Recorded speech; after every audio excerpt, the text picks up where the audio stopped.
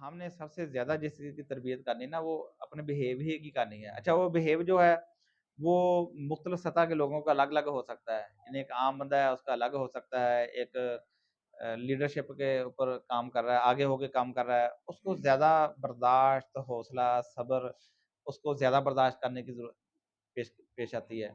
میں وہی بات کر رہا ہوں کہ ہم تو ایک بالکل ایسے فتنوں کے دور میں پیدا ہونے والے لوگ ہیں نا، تو رسول اللہ صلی اللہ علیہ وسلم سے زیادہ مکرم اور معزز ہستی کون سی ہو سکتی ہے؟ ہو سک تھے نا. لیکن دعوت کے معاملے میں بعض کا ان کے دین میں بھی جلدی آ جاتی تھی کہ ساتھی بڑھنے چاہیے، زیادہ لوگ ہونے چاہیے. لیکن اللہ تعالیٰ پھر ان کی تربیت ہی کرتا ہے کہ نبی صلی اللہ علیہ وسلم ابس وتولی، تیوری نہیں چڑھانی، بے رخی اختیار نہیں کرنی. تو جو سامنے کھڑا ہے نا بندہ، ہر بندہ اس کو دیکھ رہا ہے، اس کو زیادہ قربانی کی ضرورت پیش آ جاتی ہے.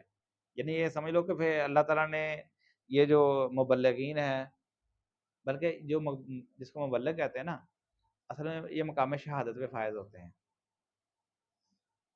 یعنی قرآن میں اللہ تعالیٰ نے جو 4 لوگوں کا بیان کیا نا کہ انبیاء، صدیقین، شہداء اور صالحین، یہ شہداء سے مراد وہ نہیں ہے. ایک تو شہید وہ ہوتا ہے جو اللہ کی راہ میں قتل ہو گیا. اصل شہید سے مراد وہ ہے جو حق کا شاہد ہو، لوگوں کو حق کی گواہی دے جائے، لوگوں کے اوپر حق بیان کر کے دنیا سے چلا جائے. یعنی اصل شہادت، مقام شہادت یہ ہے. وہ ہر طرح کی کڑوی کسیلی تنقید سن کے بھی وہ صبر کر کے مسکرا کے دنیا سے چلا جائے، اور دنیا والوں کو پتہ چل جائے کہ یہ بات بیان کر گیا، اپنا کام کر گیا. اور قیامت کے دن اللہ تعالیٰ اس کو شہادت کے مقام پہ کھڑا کرے گا اور لوگوں کو بتائے گا کہ یہ بندہ تھا جس نے آپ کے سامنے بات بیان کر دی تھی، جس نے تمہارے سامنے قرآن کھول کے رکھا تھا، حدیثیں بیان کی تھی، دن رات تمہارے اوپر لگایا تھا.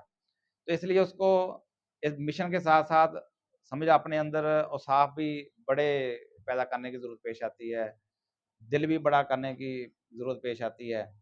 یعنی وہ سمجھ لیں کہ اس کا حق کسی کے اوپر کوئی نہیں ہے، سب کے حقوق اسی کے اوپر ہیں، اسی نے ادا کرنے ہیں. بھائی یہ جذبہ اس کے ذہن میں ہوگا تو پھر انشاءاللہ تعالیٰ پھر اللہ تعالیٰ سے توفیق بھی مانگنے پڑتی ہے بار بار.